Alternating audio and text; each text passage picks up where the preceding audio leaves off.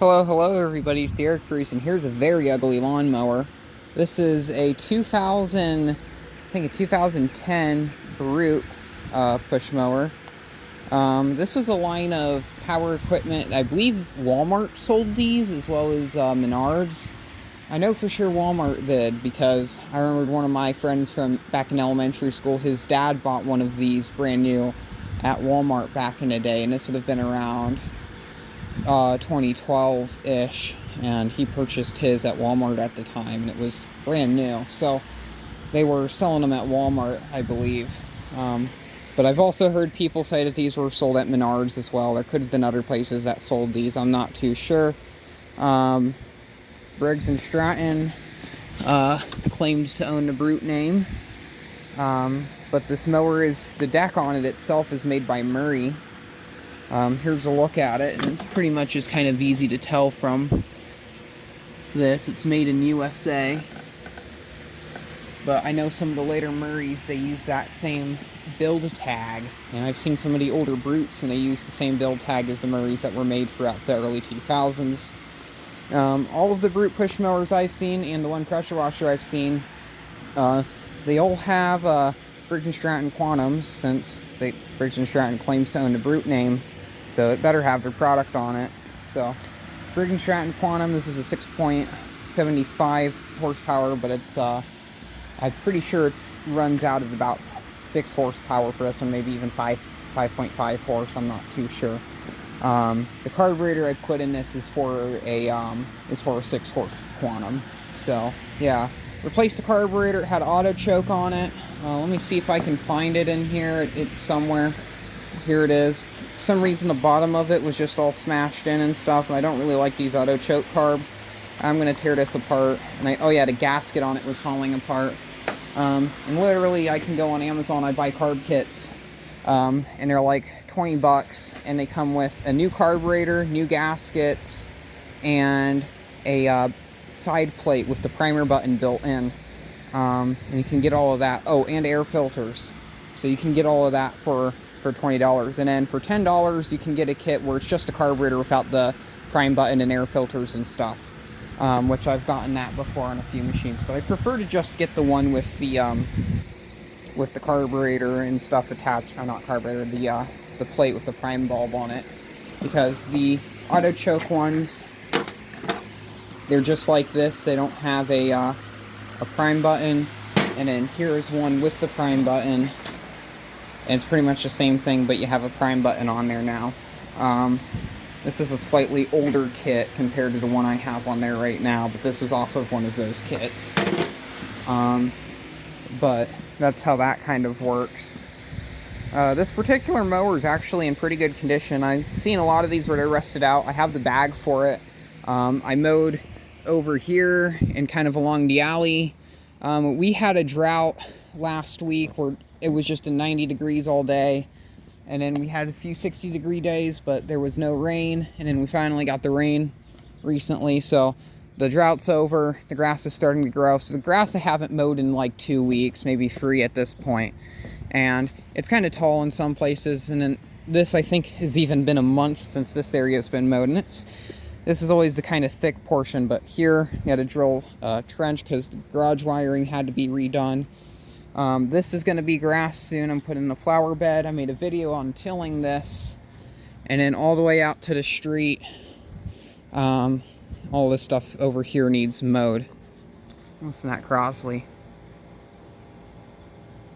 It's only air conditioner running over here, which is nice. So I'll get the camera up on the tripod. Well, actually, no, I still have more to show on the push mower. Whoever had this before put a commercial grade lawnmower blade on it. It's just a normal straight cut blade, not a it's not a gator blade or a mulching blade or anything. Yeah, here's the blade. So nothing too special here, but it's sharp still, so I'm not going to bother sharpening it. There's a bit of grass buildup and stuff. This, I don't think this mower was used in several years. Replacement back wheels. The front wheels are bald. Maybe I'll get like if I had like a Dremel or something, I'd cut some notches into there and give it a bit more traction, but I don't.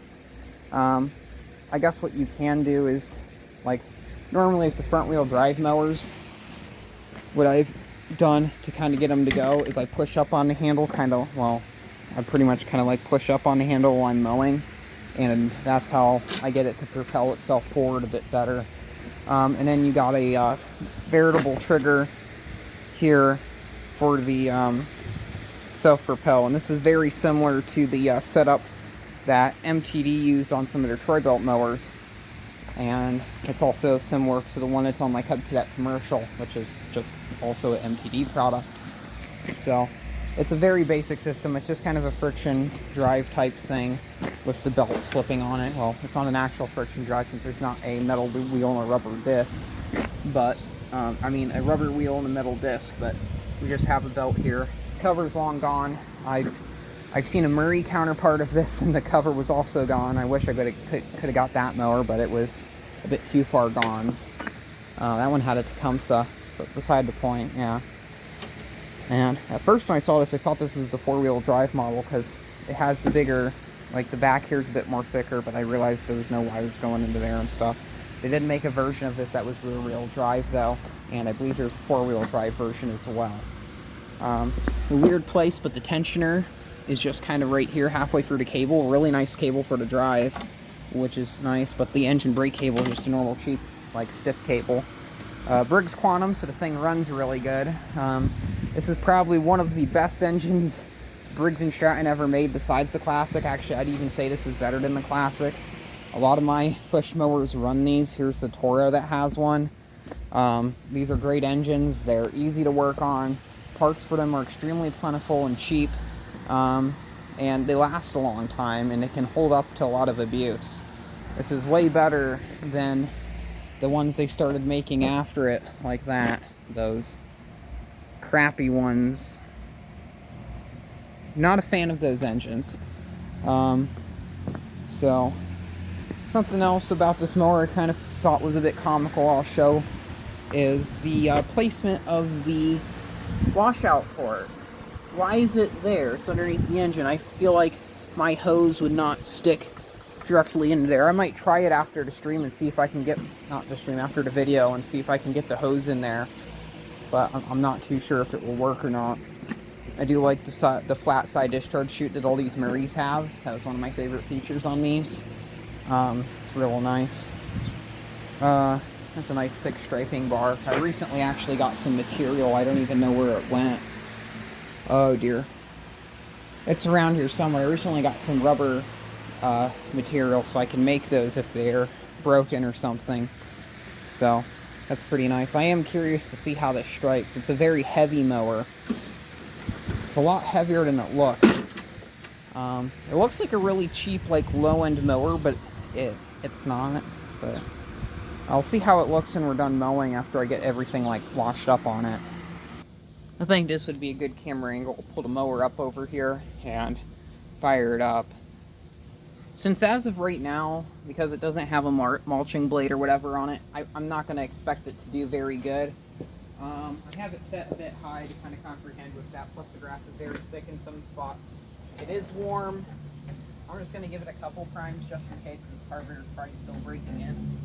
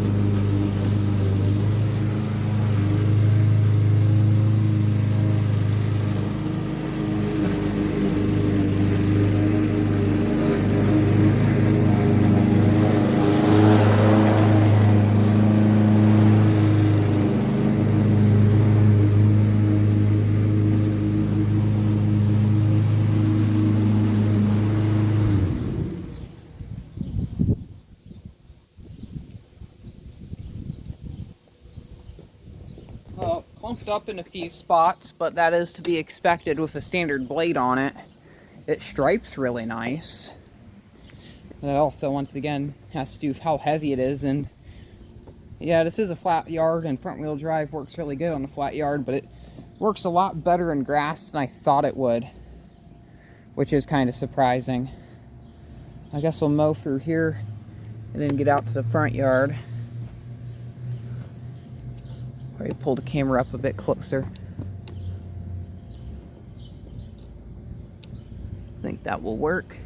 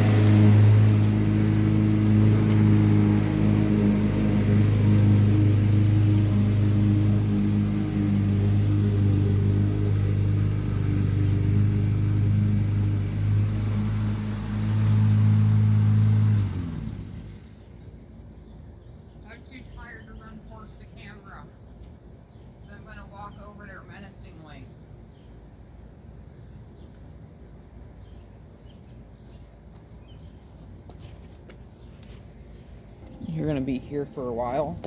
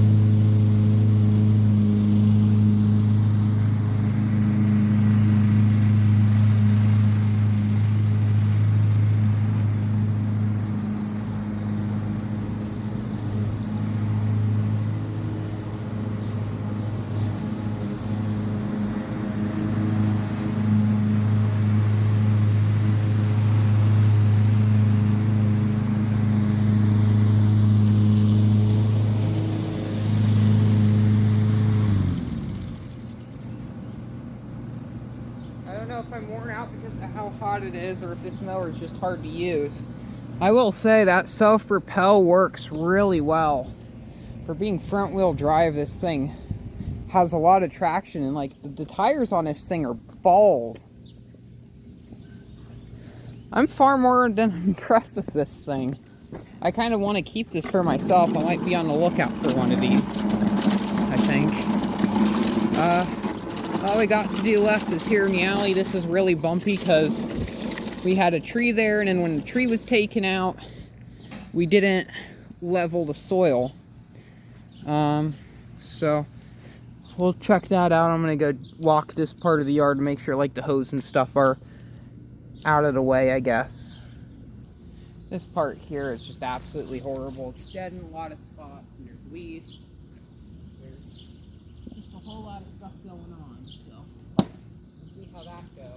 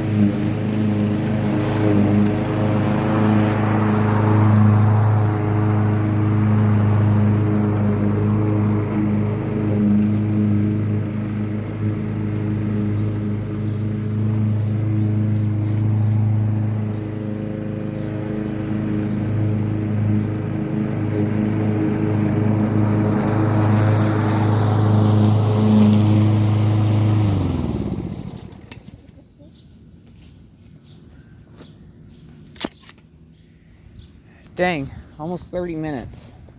Maybe I won't like include the washing portion of this. I'm getting harassed by bugs right now, so I kind of want to take a break in the air conditioning. But yeah, I love this mower. This thing is very well made, and I will say it does live up to this name. This thing is kind of a brute. It feels very durable, very solid, and it just, how this deck is designed, there's barely any flex in this handle compared to a lot of modern mowers. The deck on it feels very solid. It's like my old rototiller. Well, it's not mine, but that old rototiller where it just kind of throws you around as you're using it. I'd still take like a Toro Super Recycler over this, but it's still very impressive. So thank you very much for watching, and keep the breeze.